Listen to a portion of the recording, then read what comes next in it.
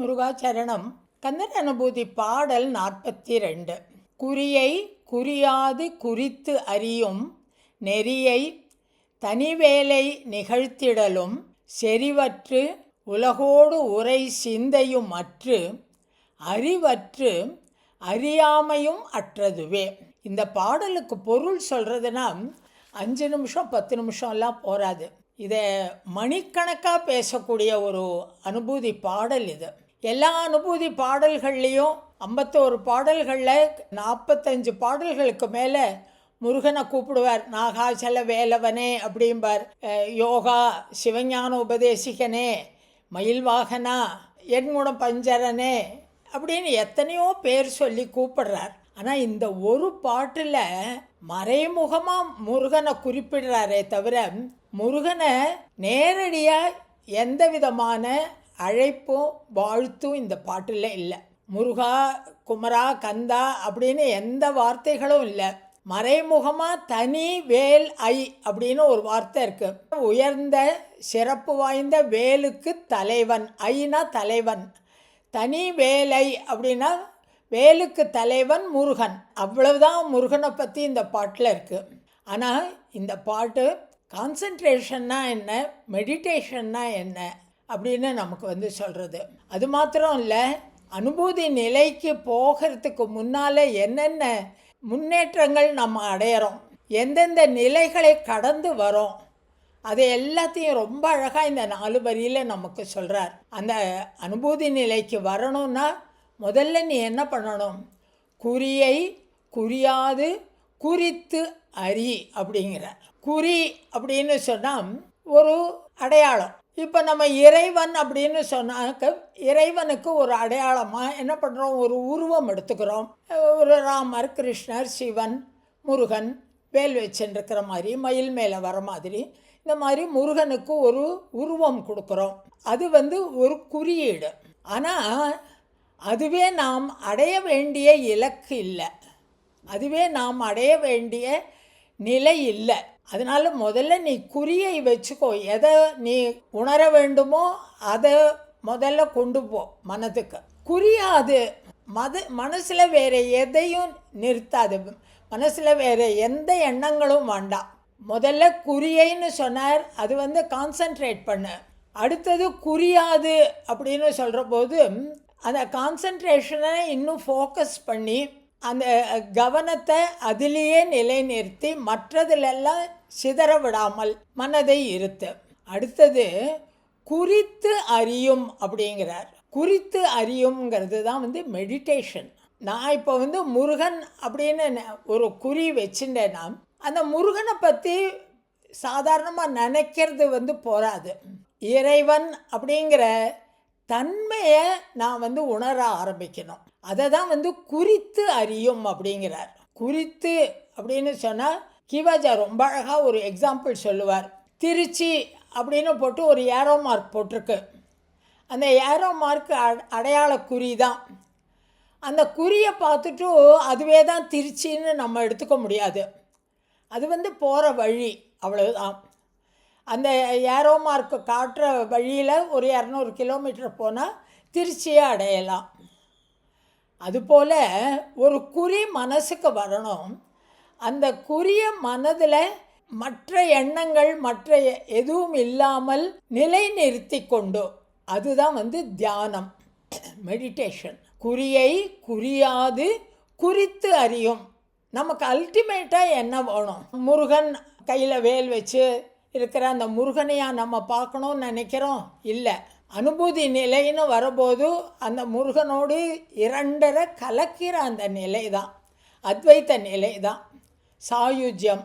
அதுதான் குறியை குறியாது குறித்து அறியும் அப்படிங்கிறார். அந்த நிலையைத்தான் மனசில் வச்சு அதுக்காக தியானம் பண்ணணும். குறித்து அறியும் நிலைங்கிறது சமாதி நிலையை குறிப்பிடும். குறியை குறியாதுன்னு சொல்கிற போது அது தியான நிலையை குறிக்கும். அதுவே குறித்து அறியும் நிலைக்கு போகிற போது அது சமாதி நிலையை குறிக்கும். குறித்து அறியும் நெறியை, நெறி அப்படின்னா பொதுவாக வழி அப்படின்னு அர்த்தம் சொல்லுவோம். இந்த இடத்துல நெறினா வழி இல்லை. நெறின்னு சொன்னால் பிரம்மம் அப்படின்னு அர்த்தம். குறித்து அறியும் நெறியை, எதை குறித்து தெரிஞ்சுக்க போகிறோம் நம்ம? அகம் பிரம்மாஸ்மி அப்படிங்கிறத உணர்வதற்கான நிலை. அதை தான் நெறின்னு சொல்கிற போது நான் என்பதை உணர்கின்ற நிலை. முதல்ல ஒரு நோக்கு இலக்கு வச்சுக்கோ, அதை வச்சு கான்சென்ட்ரேட் பண்ணு. குறியை குறியாது, அப்புறம் குறித்து அறி. மற்ற எல்லாவற்றையும் உன்னிடமிருந்து நீக்கிவிட்டு அந்த சமாதி நிலைக்கு போ. சமாதி நிலைக்கு போகிற போது அந்த நான் பிரம்மம் என்கிற உணர்வு உனக்குள்ளே வரும். குறியை குறியாது குறித்து அறியும் நெறி அது எப்படி வருது அப்படின்னு கேட்டால், தனிவேல் ஐ நிகழ்த்திடலும். அது அந்த முருகன் தான் பண்ணி கொடுக்குறான்.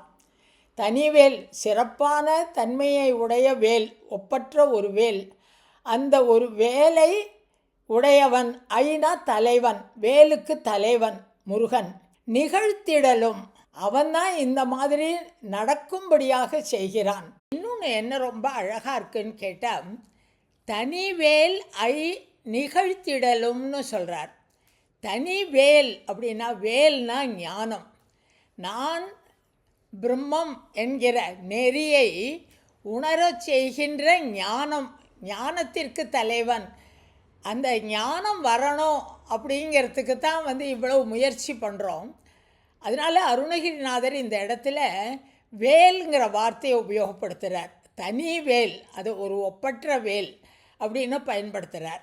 ஒரு குறிக்கோளோட மற்ற நிலைகளெல்லாம் மனது சஞ்சலம் அடையாமல், மனது அலைபாயாமல், ஒரே குறிக்கோளுடன் அமர்ந்து தியானத்தில் ஆழ்ந்து சமாதி நிலைக்கு சென்று இறுதியில் அந்த பிரம்மம் நானே என்பதை உணர்வதை நடத்தி கொடுப்பவன், நிகழ்த்தி கொடுப்பவன் அந்த முருகன்.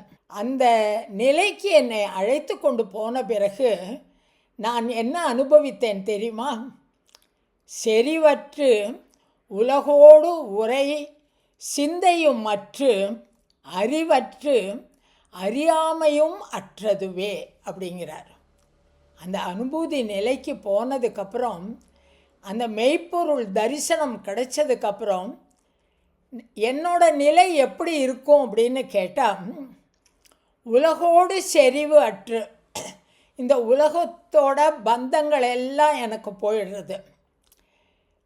உரை சிந்தையும் அற்று, உரைனா வாக்கு, மனம் வாக்கு காயம் மூணும் செயலழிந்து. திருச்செந்தூர் திருப்புகழில் சொல்லுவார் இல்லையா, சிந்தையும் அவிழ்ந்து அவிழ்ந்து உரை ஒழித்து என் செயல் அழிந்து அழிந்து என்று உன் தரிசனைப்படுவேனோ அப்படின்னு சொல்லுவார் ஒரு திருச்செந்தூர் திருப்புகழில். அதே போல் மதுராந்தகம் திருப்புகழில் சொல்லுவார், உரைமாள செயல் மாண்டு சித்தம் அவிழ நித்தத்துவம் பெற அப்படிம்பார். உண்மையான அந்த நித்திய வஸ்துவை உணர்கின்ற நிலை, என்னுடைய உரை மாண்டு செயல் மாண்டு, என்னுடைய செயல் அழிந்து, என்னுடைய பேச்சு ஒழிந்து, என்னுடைய சிந்தையும் அவிழ்ந்து நிற்கும் நிலை. கந்தர் அலங்காரத்தில் சொல்கிற போது இன்னும் ரொம்ப அழகாக சொல்லுவார். சொல்லுகைக்கு இல்லையே என்று எல்லாம் இழந்து சும்மா இருக்கும் எல்லையுள் செல்ல விட்டவா அப்படின்னு கூப்பிடுவார்.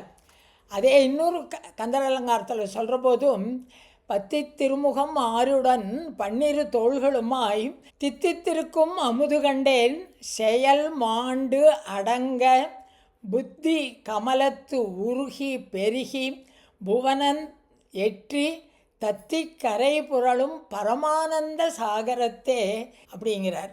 பரமானந்த சாகரத்தில் இருப்பேன். அதுதான் எல்லாம் அற என்னை இழந்த நலம். முன்னாடி ஒரு அனுபூதியில் சொன்னார் இல்லையா, செயல் மாண்டு சித்தம் அவிழ உரை ஒழித்து நிற்கின்ற அந்த நிலையில் உலகோடு செறிவு அற்று உரை சிந்தையும் அற்று அறிவற்று அறியாமையும் அற்றதுவே. அவனோட கலக்கணும் அப்படின்னு சொன்னால் பாவம் புண்ணியம் ரெண்டும் போகணும். இரண்டுங்கிறதே இருக்கக்கூடாது. அதில் தான் அறிவும் இருக்காது, அறியாமையும் இருக்காது. அறிவும் அறியாமையும் கடந்த அறிவு திருமேனின்னு ஒரு திருப்புகழை சொல்லுவார். அந்த அல்டிமேட்டாக இறைவனோடு சேர்கின்ற அந்த நிலையில் அறிவு இது எது என்னது என்று பகுத்தறிகின்ற அறிவும் கிடையாது, அறியாமையும் இல்லை. இது என்ன ஏதுன்னு பகுத்தறிய தெரியாத அந்த தன்மையும் கிடையாது. அறிவு அறியாமை இரண்டும் ஒழிந்த பின்பு எந்த நிலையில், அந்த நிலை தான் பரமானந்த சாகரம், பிரம்மானந்தம், சச்சிதானந்த ரூபத்தில் மூழ்கி இருப்பது என்ற அருமையான கருத்து இந்த அனுபூதி பாடலில் சொல்கிறார். இந்த குறிப்பிட்ட பாடல் கான்சன்ட்ரேஷன்னா என்ன, மெடிடேஷன்னா என்ன, தியானம் என்றால் என்ன, சமாதி என்றால் என்ன, சமாதி நிலைக்கு போன பிறகு நான் பிரம்மம் என்று உணரும் நிலை அது.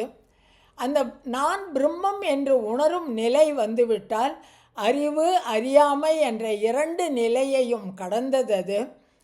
உரை மனம் வாக்கு காயம் எல்லாவற்றிலும் செயல் அழிந்து உரை ஒழித்து சிந்தை அவிழ்ந்து அந்த மெய்ப்பொருள் தரிசனைப்படுகின்ற நிலை கிட்டுகிறது. கந்தர் அனுபூதியோட அற்புதமான விளக்கம் இந்த பாடல். அனுபூதி நிலைனா என்ன, மனோலயம்னா என்னன்னு முழுக்க தெரிஞ்சுக்கிற அற்புதமான வரிகள் இந்த பாடல். முருகாச்சரணம்.